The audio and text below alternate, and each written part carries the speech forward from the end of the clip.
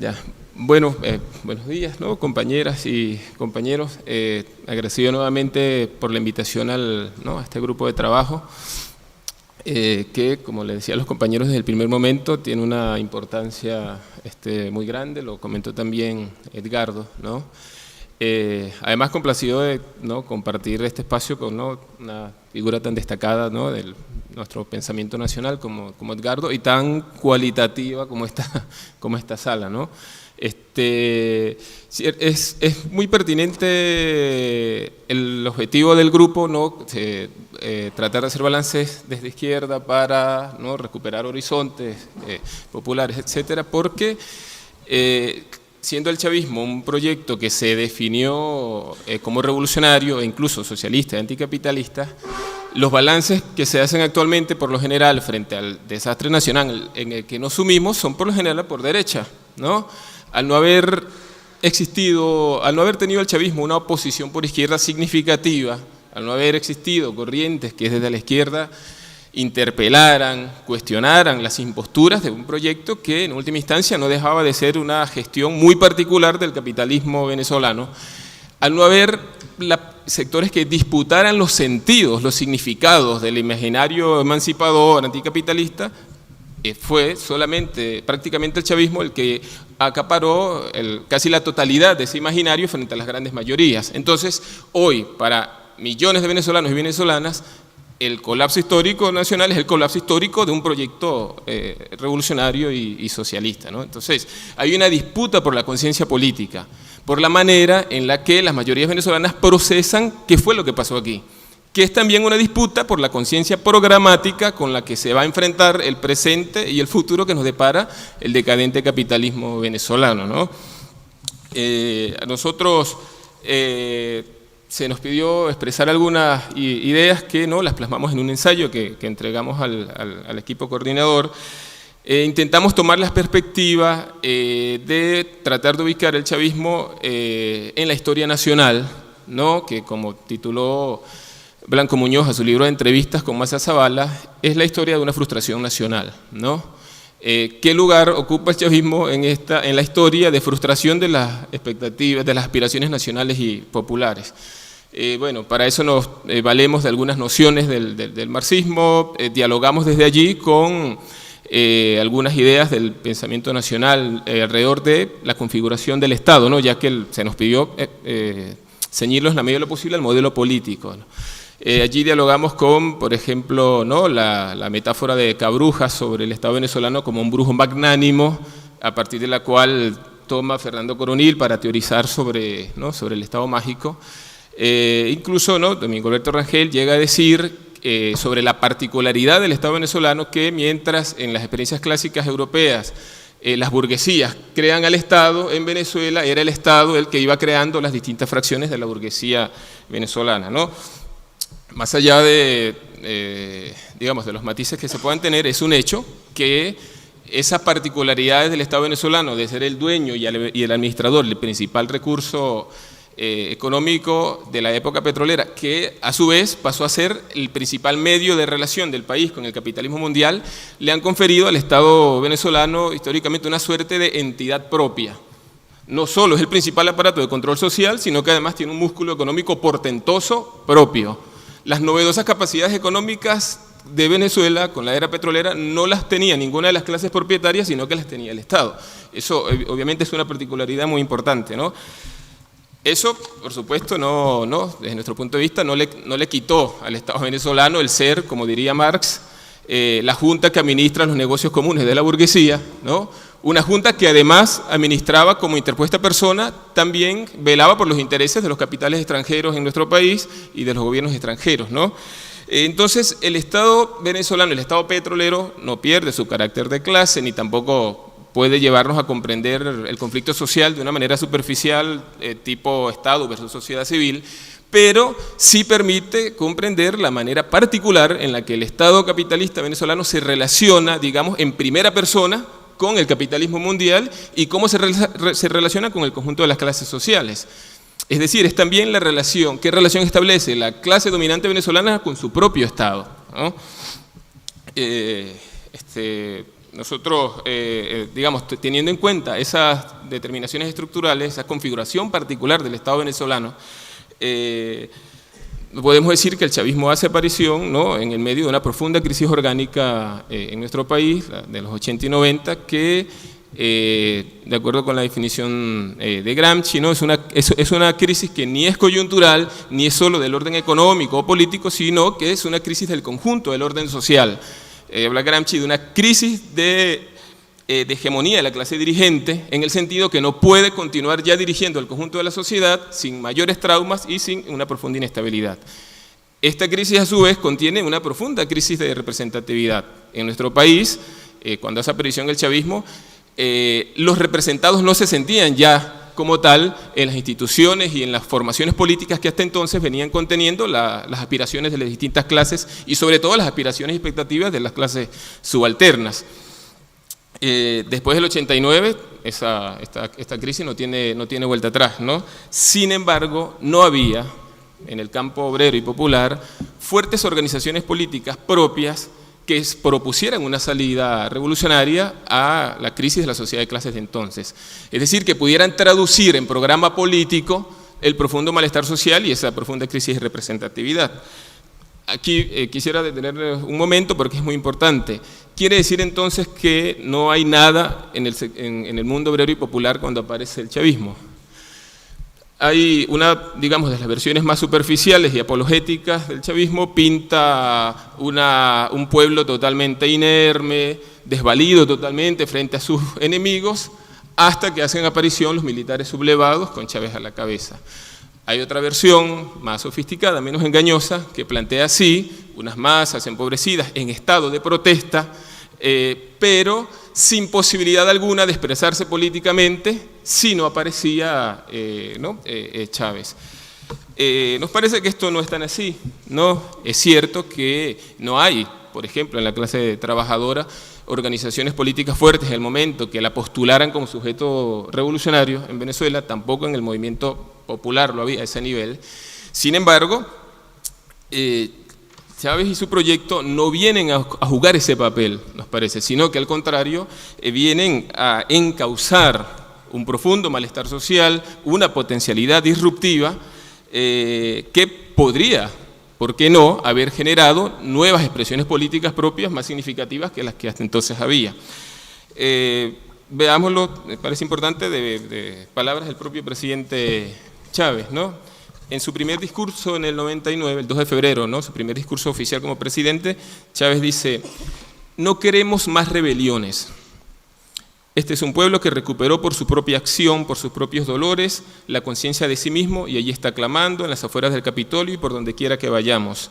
Y yo tengo la certeza de que nosotros le vamos a dar cauce pacífico, democrático, a esa revolución que anda desatada por todas partes. Ese pueblo necesita cauce. Asumamos con coraje y con valentía la tarea de darle causa a la revolución venezolana de este tiempo, o la revolución nos pasa por encima. Tenemos dos alternativas: o le damos cauce a esa fuerza, o esa fuerza nos pasa por encima. Esto es en el 99. En el año 2004, varios años después, es decir, después que el grueso de la burguesía venezolana se hizo golpista y conspiró con el imperialismo para derrocar a Chávez, y que se mantuvo Chávez gracias sobre todo a la contundente movilización y apoyo, ¿no?, de las masas populares, Chávez, insistiendo en convencer a la burguesía nacional de adherir a su proyecto, en distintos encuentros les plantea cosas como esta, cito textualmente: cuando nosotros estamos haciendo ese gigantesco esfuerzo para bajar las presiones sociales, estamos contribuyendo a un clima de estabilidad en el país, hasta que logremos desactivar la bomba social, el peligro de que en Venezuela, producto de la miseria, la pobreza y la desigualdad, ocurran hechos como los que ya ocurrieron en 1989.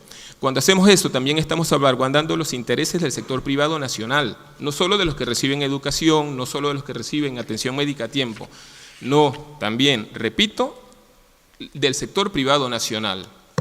Esto es el presidente Chávez. ¿Qué está diciendo más profundamente? Está diciendo, cuando nosotros aliviamos parcialmente la pobreza, cuando mejoramos el salario y el acceso a la educación y a la salud, también estamos estratégicamente salvaguardando la estabilidad de la burguesía venezolana, porque le estamos ahorrando mayores traumas en la lucha de clases. Eso no tiene otra traducción, lo dice claramente, ¿no? Varios años después, en 2009, precisamente en febrero de 2009, haciendo un balance de los 10 años de gobierno, ya estabilizado, ya no estamos en el periodo convulsivo de 2002 hasta 2004, 2005, ya bastante estabilizado en 2010. En una entrevista en Venevisión, ¿no?, el presidente Chávez dice: si no fuera por este proceso de revolución democrática y pacífica, no sé qué estaría pasando en Venezuela, no sé cuántos Caracasos tendríamos, no estarían los burgueses viviendo plácidamente como ahora, ¿no? Esto creo que nos permite hacer puente con otra de las nociones que nos parece claves para comprender el proceso del chavismo, que es la idea de bonapartismo sui generis y de Estado integral, ¿no? En la tradición del marxismo se refiere como bonapartismo, ¿no?, estos regímenes políticos que, a decir de Engels, surgen en el momento en el que las clases en pugna están tan equilibradas que el poder político del Estado cobra cierta autonomía con respecto a las clases sociales. En estos regímenes, la clase económicamente dominante puede perder el control directo sobre el régimen político, aunque el Estado y el régimen sigan sirviendo a su manera a esos intereses de clase, ¿no? Esta relativa independencia que cobra el régimen político frente a las clases sociales nos parece clave para comprender el modelo político que se organiza con Chávez, ¿no? Partiendo de esta definición general, Trotsky va a hablar del bonapartismo sui generis para referirse a estos bonapartismos que surgen en países como los nuestros, donde, como sabemos, no somos naciones realmente independientes ni soberanas, sino que estamos bajo distintos grados o modalidades sometidos a la dominación imperialista, ¿no? Entonces, en estos países donde el capital extranjero, el capital imperialista y sus gobiernos ocupan un rol tan decisivo, dice Trotsky que los regímenes políticos, hay condiciones especiales de poder estatal, dice. ¿Por qué? Porque por lo general los regímenes políticos tienen que oscilar entre esa presencia poderosa y decisiva de los capitales extranjeros y entre la burguesía nacional. Pero también oscilan los regímenes entre esa burguesía nacional relativamente débil por esa relación y el relativamente fuerte movimiento, ¿no?, de masas. Esto nos parece que ayuda a comprender el modelo político en estas circunstancias, ¿no? Lo que va a plantear la idea de este bonapartismo sui generis es que puede darse caso en que el régimen político se transforma en digamos, en correa de transmisión de los intereses del capital extranjero, sometiendo con mano de hierro a las clases populares nacionales, o puede tenerse un régimen político que se apoye en el movimiento de masas, en la movilización controlada, haciendo concesiones económicas, materiales, ganando así libertad de acción frente a los capitales imperialistas, permitiéndole ese apoyarse en la movilización de masas, permitiéndole ganar independencia política frente a la presencia siempre permanente, poderosa de los capitales imperialistas y sus gobiernos.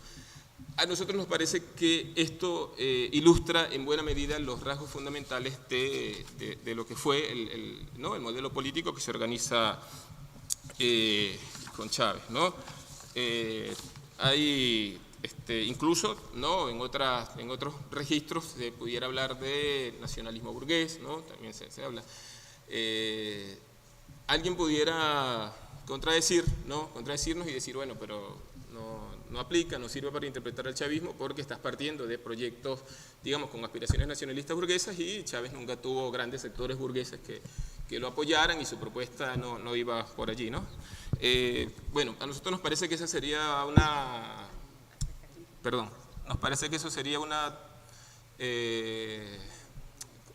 impugnación un tanto superficial, ¿no? Primero porque no hace falta que, para la definición del carácter de clase de un régimen político, no hace falta que cuente con el apoyo mayoritario de esa clase social. La historia está llena de ejemplos de ese tipo, ¿no? Pero por otro lado, porque por un lado hay que ver, si bien Chávez y el grueso de su movimiento político obviamente no vienen de ningún sector burgués nacional, vienen de un pilar clave del Estado burgués, digamos, que son las Fuerzas Armadas, es un hecho totalmente objetivo.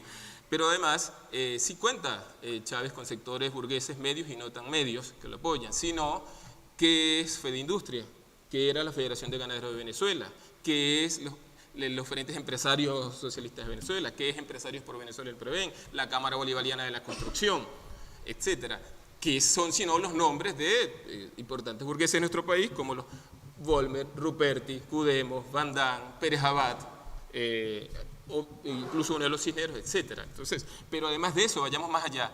¿Acaso no se reconfiguró la clase burguesa bajo el chavismo?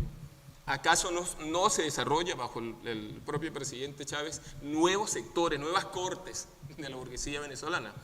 Es un hecho. Entonces, eso para nosotros no es un accidente indeseado de la corrupción, sino que tiene que ver con los propósitos planteados, ¿no? El presidente Chávez, en esas alocuciones con los empresarios, decía también, por ejemplo, lo siguiente. Él decía: este gobierno no está subordinado a ningún otro interés que no sea el interés nacional. Es el elemento nacionalista. No está subordinado a nada que no sea el interés nacional. Muy bien. Paso seguido dice: y cuando digo interés nacional, estamos al mismo tiempo defendiendo el interés del sector privado nacional. No son contradictorios, dice el presidente Chávez. Están absolutamente ligados. Y es más claro aún, dice: defendemos la tesis de la necesidad de potenciar el sector productivo nacional, de impulsar un modelo de acumulación capitalista nacional, de potenciar la fuerza productiva, y ese está nuestro proyecto, es nuestra idea. Es un modelo en el cual es imprescindible esta alianza estratégica del gobierno, sector público nacional y privado. Con esto ratifico que nosotros necesitamos un sector privado verdaderamente emprendedor y nacionalista.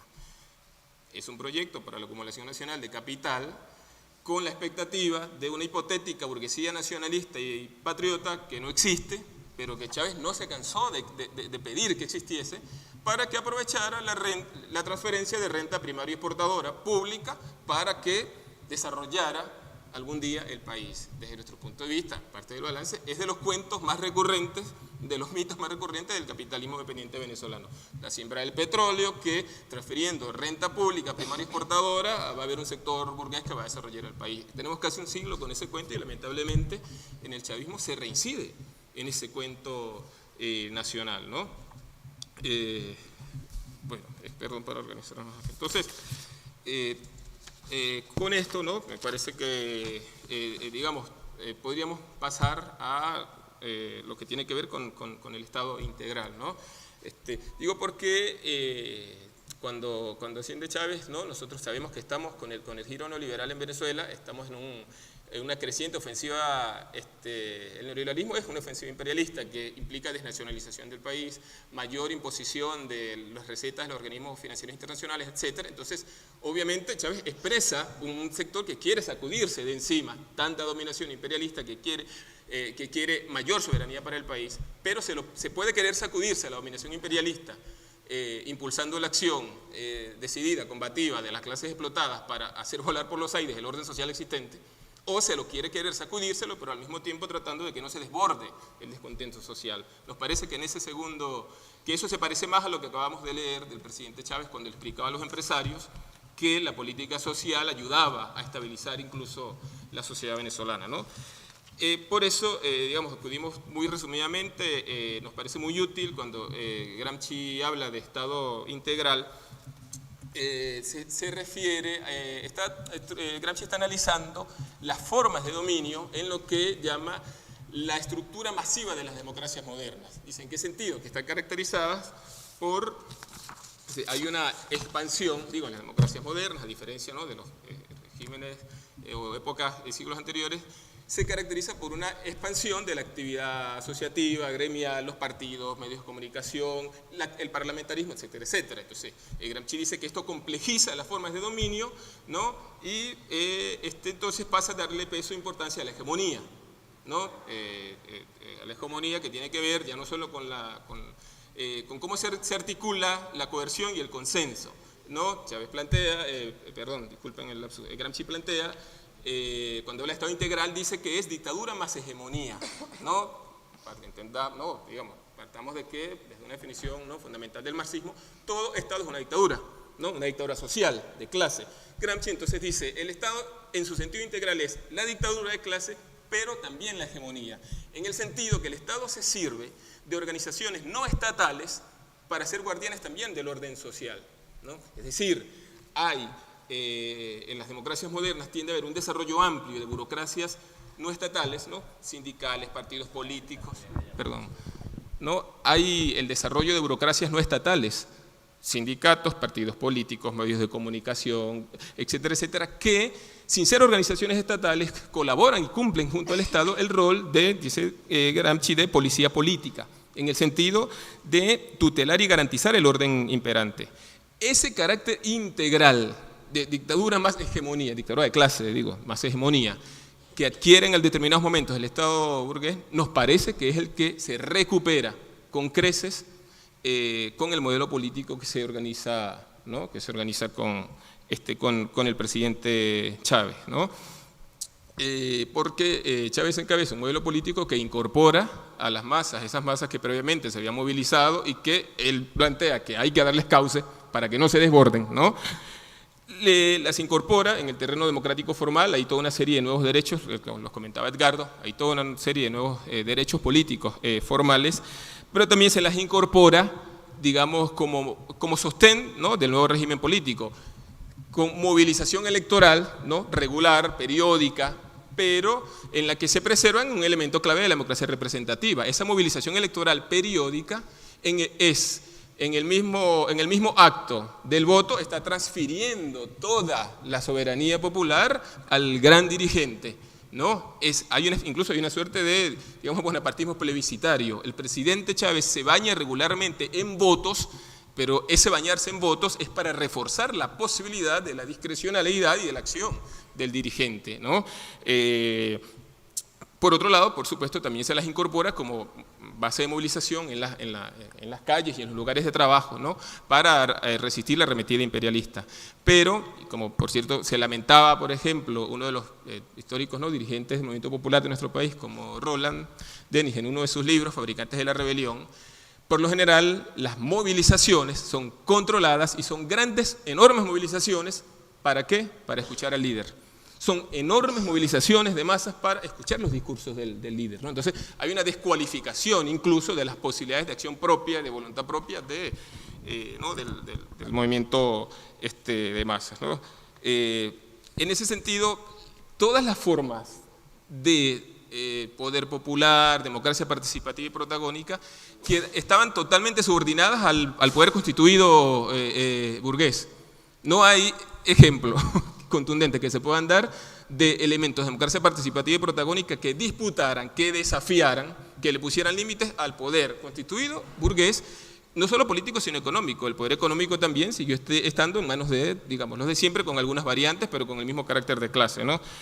Por ejemplo, ninguna asamblea de ciudadanos ni cabildo abierto pudo anular alguna medida del poder constituido, ni siquiera una ordenanza municipal. Ninguna contraloría social tuvo el más mínimo poder para evitar el desarrollo de la gigantesca corrupción en todas las esferas del Estado.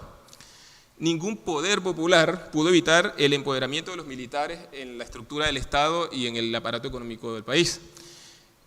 Miles de consejos comunales que agrupaban a cientos de miles de personas no tuvieron el más mínimo poder para evitar que el país fuera desangrado por un puñado de burgueses, que por cierto, para semejante poder de fuego no tuvieron necesidad de formar parte de ningún organismo de poder popular. Habla bastante de lo inocuo de estos organismos, ¿no?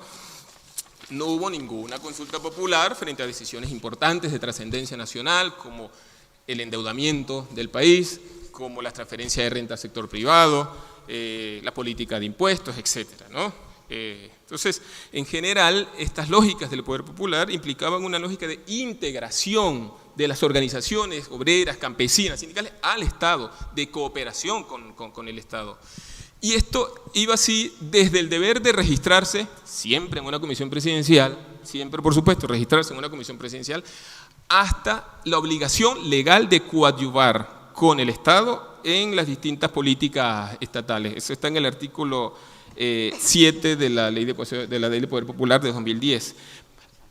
Y eso pasaba también porque es desde el Estado burgués, estamos hablando, ¿no? Desde el poder constituido, el que le dicta las pautas, el alcance y los objetivos al llamado poder popular. Eso es una subordinación total. Entonces, por ejemplo, en el movimiento popular, el chavismo logra una cosa que no es para nada progresiva, que es detener dirigentes populares pensando en organizar la lucha, la toma, la pelea, la exigencia, transforma en gestores de proyectos ante alguna alcaldía, gestores de proyectos ante alguna institución pública. En lugar del Estado venezolano tener a luchadores sociales enfrente que lo confronten, el Estado venezolano los cota y los tiene en una mesa al lado como colaboradores, ¿no? Eso nos parece un aspecto bastante regresivo y de cooptación, ¿no?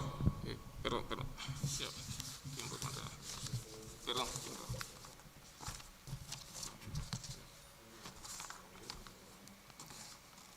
Bueno, varios años después, de hecho, ¿no? Varios años después de Chávez, estar Chávez en la presidencia, esa variedad de organizaciones que había en el movimiento obrero, popular, campesino, están casi todos uniformizados, adocenados por el patrón estatal de poder popular, ¿no? Entonces hay un proceso de pasivización, es lo que quiero plantear. Hay un proceso de pasivización y de cooptación, de integración al Estado, ¿no? de estas organizaciones. Incluso se les cambia la naturaleza. Por ejemplo, organizaciones que eran de lucha, la ley cambia a que sean organizaciones de colaboración con el Estado. En el movimiento obrero, que nosotros le dedicamos una parte bastante amplia y detallada en el ensayo que entregamos, que fue un hueso duro de roer, hay de los elementos más drásticos de esto, ¿no?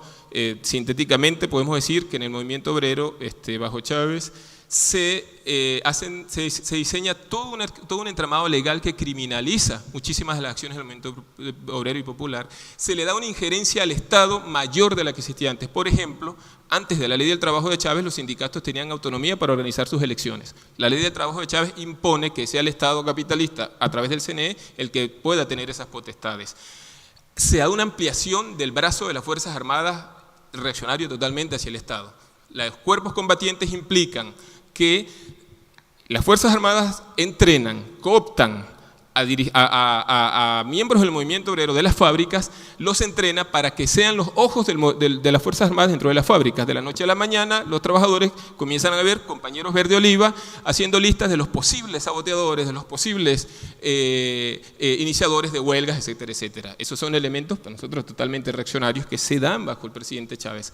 Chávez fue particularmente claro y hostil contra la autonomía de los sindicatos.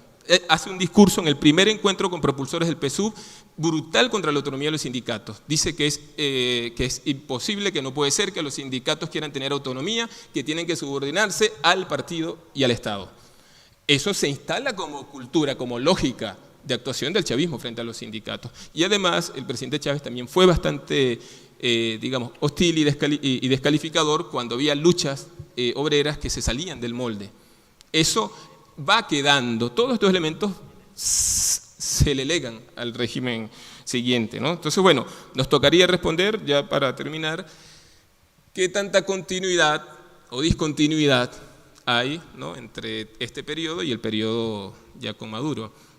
Nosotros pensamos que hacer la discusión en términos de continuidad-discontinuidad sería, o continuidad-ruptura, sería una dicotomía engañosa, ¿no? A nosotros nos parece que hay elementos de continuidad y de discontinuidad, pero como parte del proceso de descomposición y de generación de un mismo proyecto político. Eso, digamos, así lo vemos.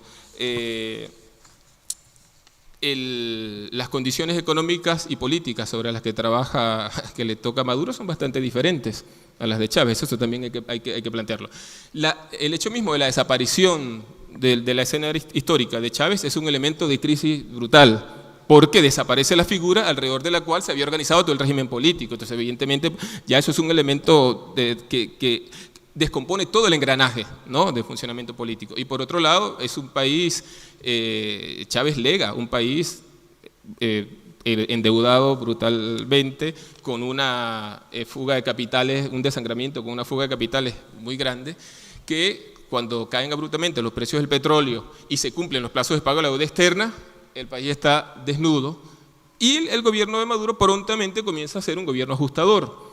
No ajustador de frente como el clásico neoliberal, pero vía inflacionaria, hay ajustes inflacionarios también. Entonces el gobierno de Maduro pasa tempranamente a través de priorizar el pago de la deuda externa a partir de 2014, mientras el país se quedaba hasta sin lo más básico.